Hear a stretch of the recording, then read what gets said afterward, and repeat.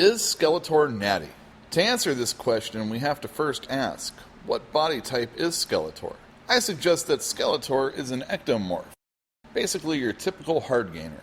How do we determine this? Well, let's look at the evidence. Evidence number 1, he's a living skeleton. Evidence number 2, his name is Skeletor. Ectomorph, hard gainer status established. Now let's look at what the science says.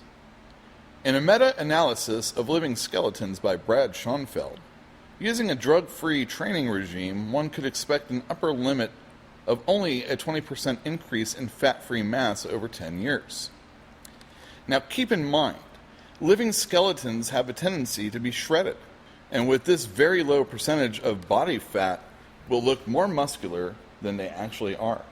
Yet in a side-by-side comparison, Skeletor looks to be the same height and weight as He-Man, who was listed as 6'2", 245 pounds. So how did Skeletor end up with a Schwarzeneggerian physique? 2 reasons. Motivation, access. Motive. His arch-nemesis is He-Man, who has long bragged about being the most powerful man in the universe. Could someone as hyper-competitive as Skeletor let this claim stand? Ability.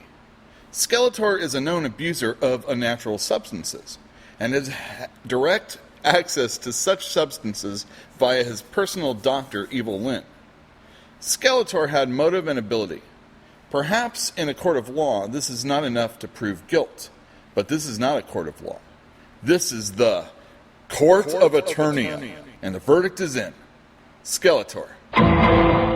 Not natty.